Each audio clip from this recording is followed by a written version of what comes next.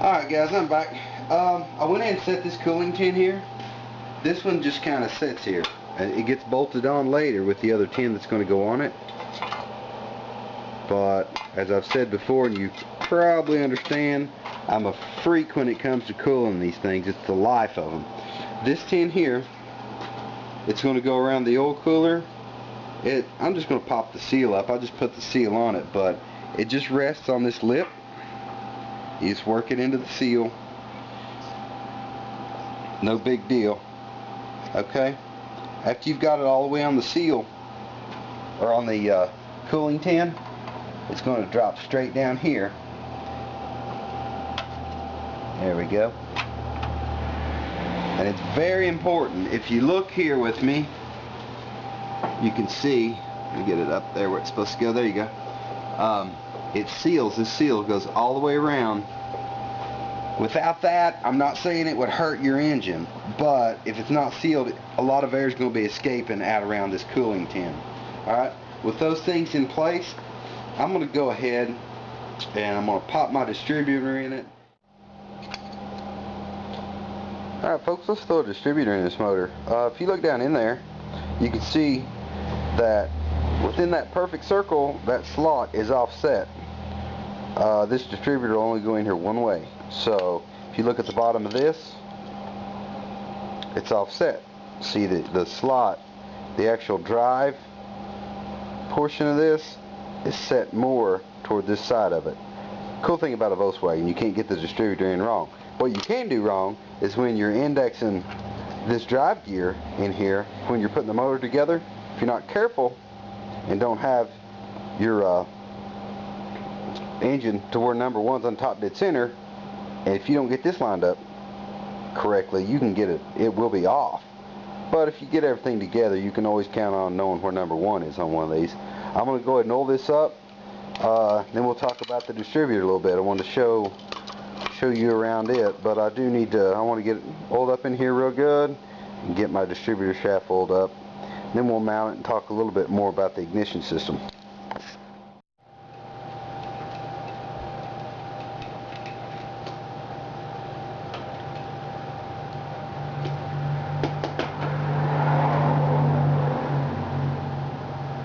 Just want to oil this up good here.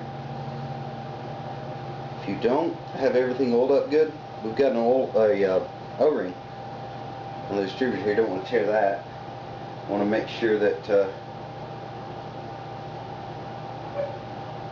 bore in the block here is oiled up good as well. We had a clamp.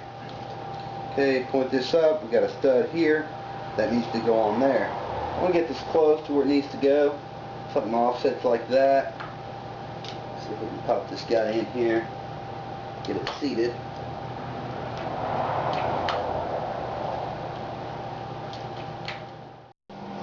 Okay, got the distributor in, everything's bolted down. I want to talk to you about what type of ignition system I'm using on this. I'm using the igniter. This is it's a Pertronix igniter. Very, very easy to install, and it eliminates your points. You don't have to change the points. It's more trouble-free.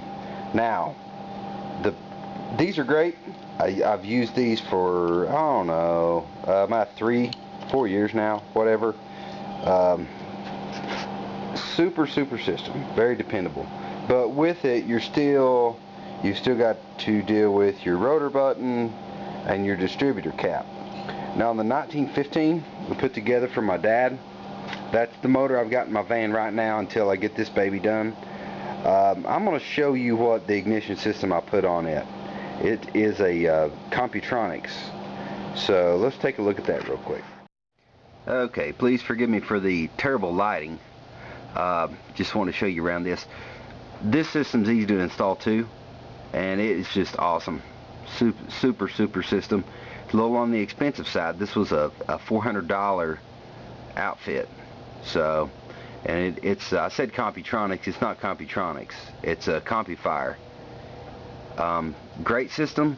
You don't have a distributor cap any longer. It's got a trigger inside that just mounts right on top of the distributor shaft. No rotor button, no distributor. Everything comes out of here.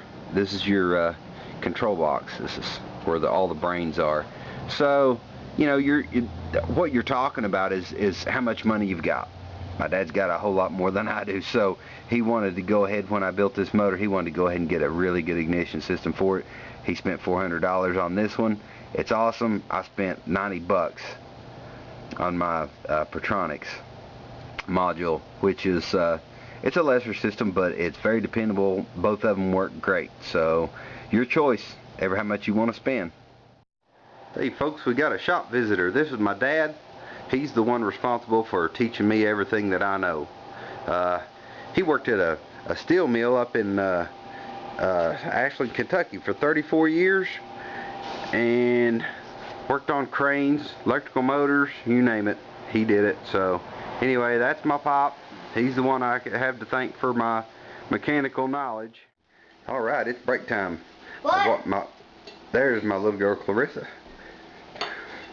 Alright, it's break time here. My wife rang the dinner bell. She has fixed up an awesome meal for us here.